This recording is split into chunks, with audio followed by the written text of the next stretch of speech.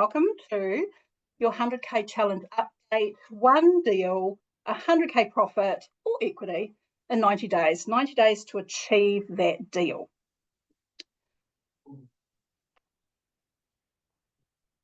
So I want to share our leaderboard. Look at how good looking this leaderboard is now. The 100K challenge, this is week 2's results. We've obviously got the deal in Auckland, which was Emma's deal. We've got Wayne in Tauranga, that will get him 70K. And then we've got Team Apex. So that's Brodie's team. They've clinched a deal for 65K. So the tally now is $271,000 so far. And that's the results of week 2 of the 100K challenge. So proud of everybody getting out there and actually giving it a red hot shot. No, property number 9 under contract this afternoon. 9? Didn't Number we skip 9. a number? Did we skip a whole number? number 8 is early access, so it's not quite settled yet. So that's epic. And so taking action and doing it quickly. Yeah, pretty much move fast. Went unconditional today on our first property, our first deal. Hey. Yeah. More congratulations in order. That's super exciting. The more you're out there, the more opportunities come across you and the more you can grab them. The fact that everybody's teaming together and collaborating and getting out there together too is just amazing. Just amazing. So I'd like to introduce Wayne, who's going to take us through one of his deals that he has worked on just recently. Hopefully you've got a good view of this and we're just going to kind of work through it. Any questions? I think what we'll do is we'll wait till the end. There is a spot there for questions, so let's do that then. Okay, so Wayne, you are welcome to go for it. Yeah, shall I just jump in? Yeah, thanks, Carol. So this deal is, well, you can see it's in Tauranga. So it was an agent brought it to me, and it was an off-market one. The owner didn't want to go to the market with it. So I looked at it straight away, said, yeah, let's get an offer in. It was perfect for a flip. I offered 520, I think, originally, and then the vendor sort of was saying he wanted closer to 600. So but he still counter offered at 560, and I said put in 540, and he accepted that. So I was pretty happy because I think the CV on it was sort of 710, and there we go. And the post renovation budget sort of price would have been about 730. And that afternoon, after I'd just got it on contract, just signed up, we'd agreed on the price and stuff, I looked, it was on Facebook, and saw a post come up, someone looking for a house. This was in a private property sales sort of group, and yeah, they were wanting a house. They'd been looking and had missed out on quite a few, and finding it really competitive. They said they were happy to do a bit of work on the property if it needed it. So I thought, oh, this one's because the one we're talking about here, I actually thought it was in a lot worse condition. The agent made it sound like it was a lot worse condition than it actually was. So when the agent first saw it, it was a big mess, I think. And by the time I'd got through a couple of weeks later, the vendor had tidied it up a lot, and it actually wasn't too bad. It just needed real cosmetic sort of stuff. And so the afternoon that I took the tradies through, I invited this couple to come along and have a look. They came through it and put an offer in the next day. So I had it under contract for 540. They put an offer in for 630, and I was a bit surprised, and I sort of phoned up the agent and I said, because I'd sort of, the agent was like, this one will come back to me, won't it, type thing. And I was like, yep, definitely. And then I phoned up the agent and I said, I'm in this situation. I've got this offer coming for this person who wants to buy the house contemporaneously for 630. And so we sort of chatted about it for a bit. And in the end, the agent said, no, go for it. So I said, it was going to cost about 30K for selling fees. So I offered him 15K as a goodwill sort of loyalty thing, thinking long term rather than just making the most out of this deal. And he was super happy with that. So yeah, and then we had all sorts of problems. Massive. It took ages with the due diligence. I only had 7 days, but it felt like it was about a month. There were problems with the deck had been built unconsented, but then they had a safe and sanitary certificate for that, which I found. The deck had been built right up to the boundary fence, but the neighbours actually is a college, and they had written a letter saying that it doesn't bother them. So apparently that was all right. And then we found an unconsented toilet, and that created a few problems because these contemporaneous buyers were first home buyers. They were struggling for insurance. So already when we agreed on the dates, they knew that it was going to take a little bit longer for them to get to go unconditional than I had. I couldn't ask. I had, I think, 7 days due diligence to start with, maybe 10, I can't remember. And but I couldn't go adding another week or so to try and because really you want the contemporaneous people going unconditional before you do. So I had to make sure I had everything ready for myself to actually do the flip. So I had to have my funding and my all the quotes and everything sorted so that I could go ahead with the flip if I needed to. And so I had to, and I wanted to keep the unconditional. So I wanted to keep my settlement date in September so that I could get the GST money, but their settlement date was 3rd of October. So there was a bit of a 4 days separate there, and I just had to stick with it. I said until they went unconditional, I wasn't going to try and change my settlement date until I knew 100%. So they needed an extension because of this toilet, and they couldn't get their insurance, and I ended up helping them get the insurance by contacting the vendor and finding out who he was insured with currently.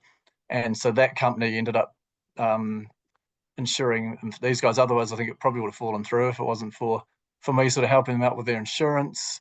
So and what's happened now is they finally went unconditional last Tuesday, but then I had to settle on Monday, just gone. And so as soon as they went unconditional, we contacted through the lawyers, contacted the vendor asking if we could delay settlement by a few days because of this unconsented toilet, and they said no.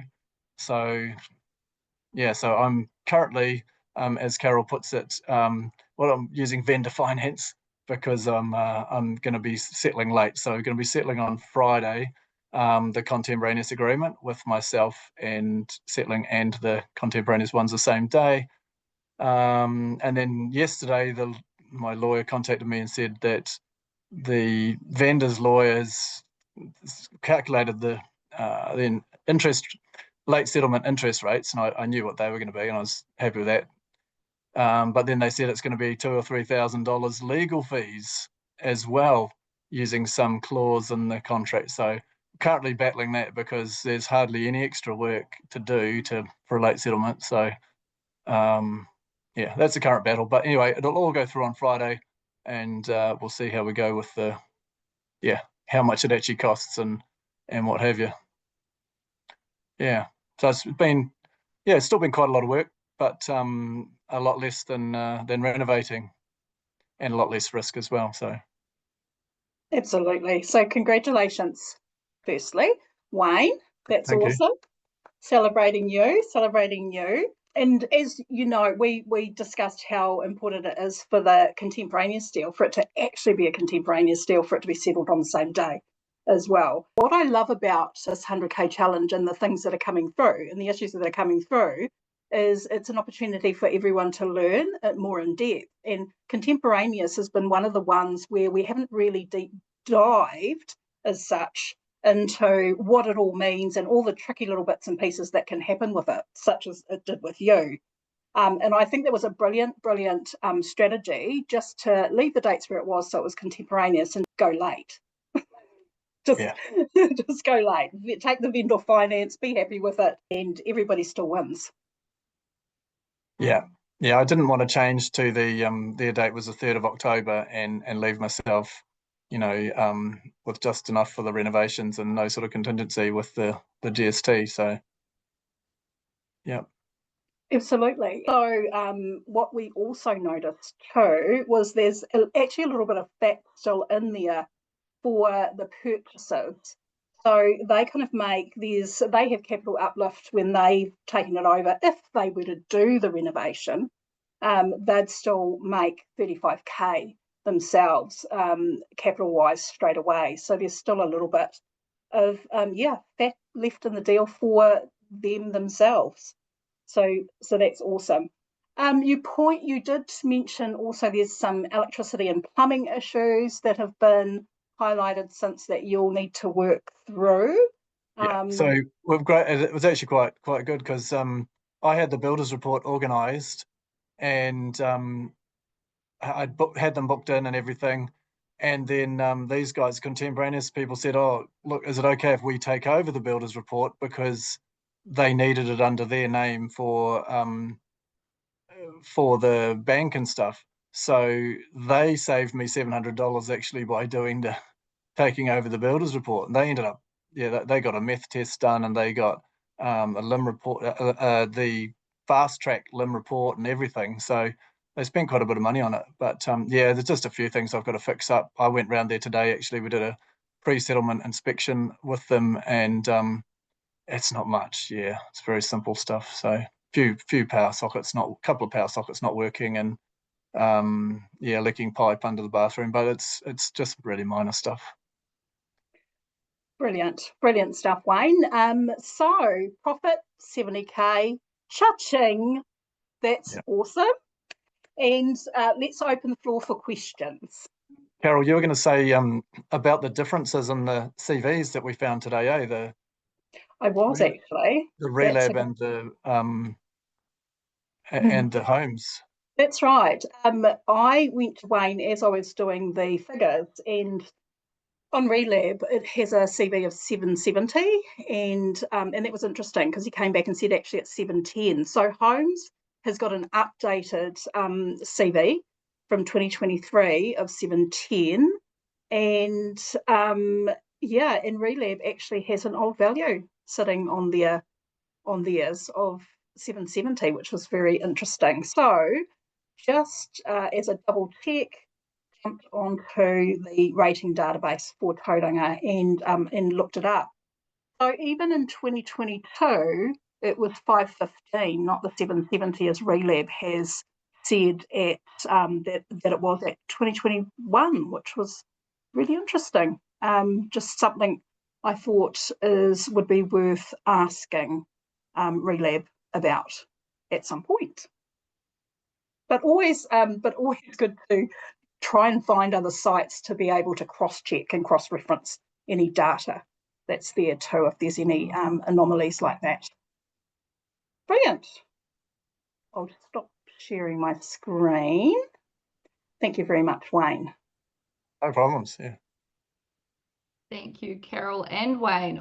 Absolutely awesome deal and an interesting strategy, right? To just be comfortable with a late settlement for a couple of days, but if it all works out, then the repercussions are not particularly severe, and it just kind of is what it is.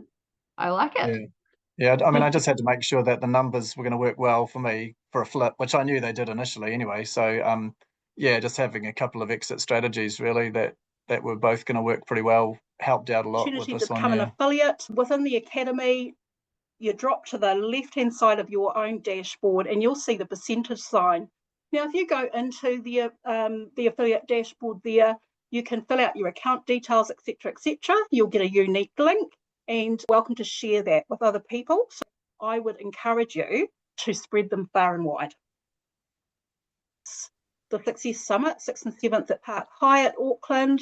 Basically, it's a 2-day summit and you're going to hear lots of student-led presentations.